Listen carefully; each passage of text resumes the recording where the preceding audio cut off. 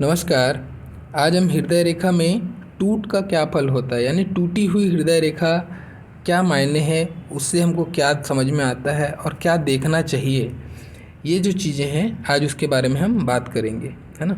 तो सबसे पहले हमको, मैं अभी ये पे नहीं जाऊंगा कि आपकी हृदय रेखा कहाँ पे है। मैं एक एग्जांपल के लिए एक हृदय रेखा बना रहा हूँ, हैं। उस एग्जांपल पे आप पॉइंट को समझना है कि टूटी हुई हृदय रेखा का क्या मायने होता है।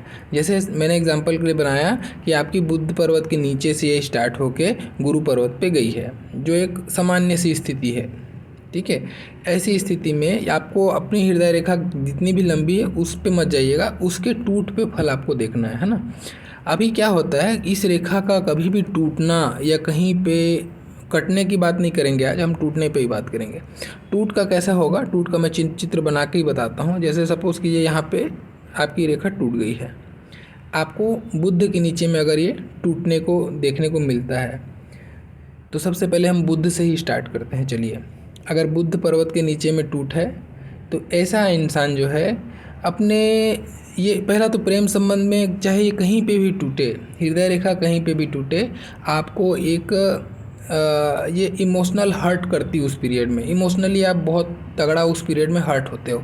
अब ये इमोशनली हर्ट अब बहुत सारे चीज़ों के कारण से हो सकते हो, तो उन चीज़ों में से कुछ ऐसे एग्जाम्पल हैं या कुछ ऐसे बिंदु हैं जिसको लेके हम ये लगभग थोड़ा बहुत तो हम आइडिया ले सकते हैं कि ये जो कट है या ये जो टूट है वो किधर पे इंडिकेट कर रही है। जैसे कि बुद्ध के नीचे में अगर कट होना, तो ये प्रेम संबंध में एक यानी कि प्रेम संबंध से रिलेटेड ऐसी चीज़ें होती हैं। ऐसी घटनाओं में प्रेम संबंध से रिलेटेड चीज़ के कारण से हमको इमोशनल हर्ट होने को देखने को मिलता है। और ऐसे समय में जब बुद्ध के नीचे पे टूट लग जाती है ना, ऐसे समय में जो इंसान के हाथ में ये टूट है, वो इंसान प्रेम संबंध को या अपनी इमोशनल रिलेशन है, भावनाएं हैं, उसको कम तवज्जो देता है और धन के प्रति ज़्यादा आसक्त देखने को मिलेगा आपको। तो उसके कारण से ये जो चीज़ें हैं ना, ये आघात इसको मिलते रहता है। इमोशनली वो बेचैन रहता है, क्योंकि वो चाहता तो है मैनेज करना, लेकिन कर नहीं पाता है। वो अपना फोकस धन के तरफ में ज़्यादा रखता है।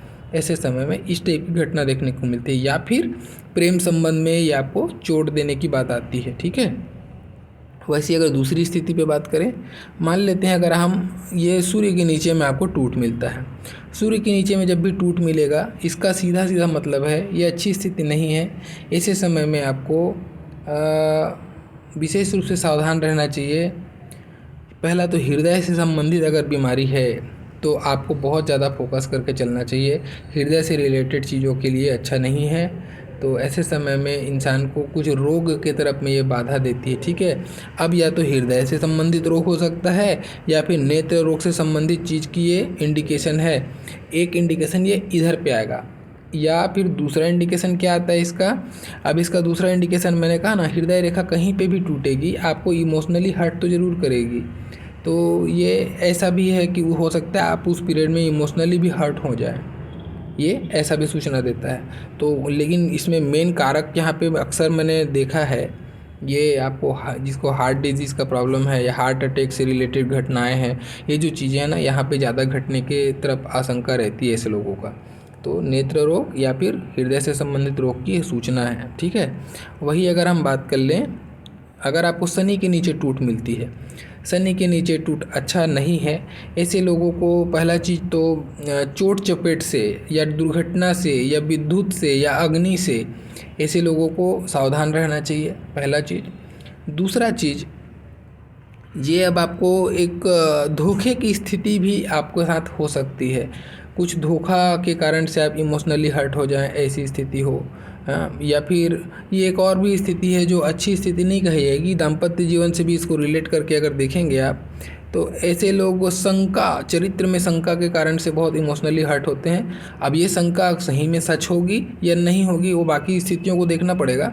लेकिन ये तो ज़रूर है कि ऐसे समय में इंसान को अपने पार्टनर पे शंका होने लगती है, उसके कारण से वो इमोशनली बेचैन फील करने लगता है। ऐसी स्थिति को ये जनरेट करेगी, ठीक है।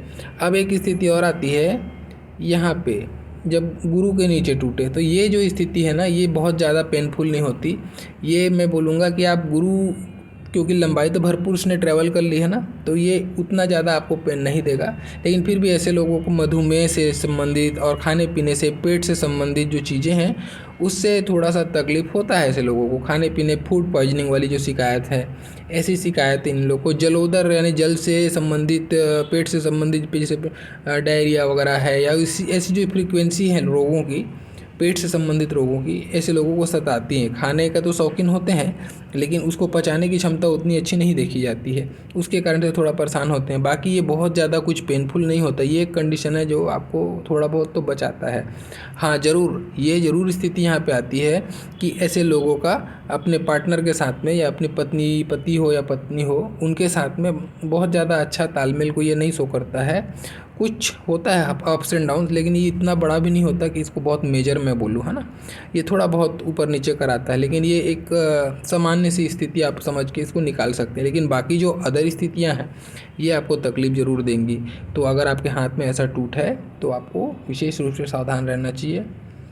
अपने अगर जो भी रोग आपके जीवन में चल रहे हैं तो उससे संबंधित आप प्रिकॉशन ले सकते हैं। और अगर चोट चपेट का इंडिकेशन है, जैसे मान लो मैंने अभी चोट चपेट के बारे में कहा, यहाँ पे चोट चपेट का आपको योग बना है, तो आपको मैंने मस्तिष्क रेखा के बारे में बता दिया, जीवन रेखा के बारे में ऑलरेडी बता दिया। तो ये जो चोट है ना, केवल इतना होने से आपको चोट लगेगा ऐसा नहीं है। ये जो चोट है अपना बताता है कि मैं कब घटने वाला हूँ।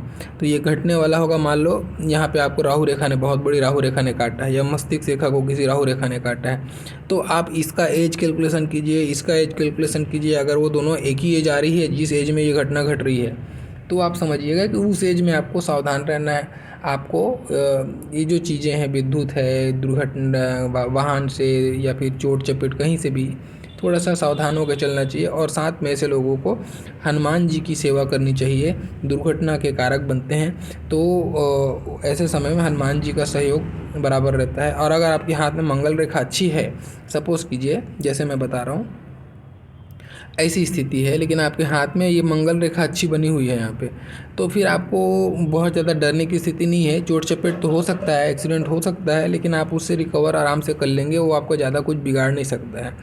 ऐसी स्थिति को ये बताता है।